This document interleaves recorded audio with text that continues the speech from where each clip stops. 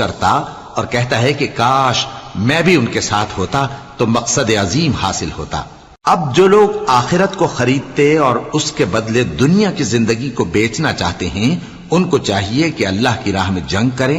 اور جو شخص اللہ کی راہ میں جنگ کرے پھر شہید ہو جائے یا غلبہ پائے، ہم عنقریب اس کو بڑا ثواب دیں گے۔ اور تم کو کیا ہوا ہے کہ اللہ کی راہ میں اور ان بے بس مردوں اور عورتوں اور بچوں کی خاطر نہیں لڑتے جو دعائیں کیا کرتے ہیں کہ اے پروردگار ہم کو اس شہر سے جس کے رہنے والے ظالم ہیں نکال کر کہیں اور لے جا، اور اپنی طرف سے کسی کو ہمارا حامی بنا، اور اپنی ہی طرف سے کسی کو ہمارا مددگار مقرر فرما۔ جو مومن ہیں وہ تو اللہ کی راہ میں لڑتے ہیں، اور جو کافر ہیں وہ شیطان کی راہ میں لڑتے ہیں، سو تم شیطان کے مددگاروں سے لڑو اور ڈرو مت، کیونکہ شیطان کا داؤ کمزور ہوتا ہے۔ بھلا تم نے ان لوگوں کو نہیں دیکھا جن کو پہلے یہ حکم دیا گیا تھا کہ اپنے ہاتھوں کو جنگ سے روکے رہو اور نماز پڑھتے اور زکوٰۃ دیتے رہو،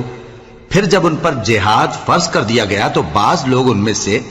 لوگوں سے یوں ڈرنے لگے جیسے اللہ سے ڈرا کرتے ہیں، بلکہ اس سے بھی زیادہ، اور کہنے لگے کہ اے اللہ تو نے ہم پر جہاد جلد کیوں فرض کر دیا؟ تھوڑی مدت اور ہمیں کیوں مہلت نہ دی؟ اے پیغمبر ان سے کہہ دو کہ دنیا کا فائدہ بہت تھوڑا ہے، اور بہت اچھی چیز تو پرہیزگار کے لیے نجات آخرت ہے، اور تم پر دھاگے برابر بھی ظلم نہیں کیا جائے گا۔ اے جہاد سے ڈرنے والو تم کہیں رہو، موت تو تمہیں آ کر رہے گی، خواہ مضبوط قلعوں میں رہو۔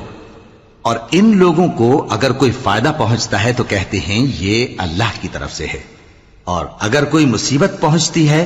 تو اے پیغمبر تم سے کہتے ہیں کہ یہ آپ کی وجہ سے ہمیں پہنچی ہے۔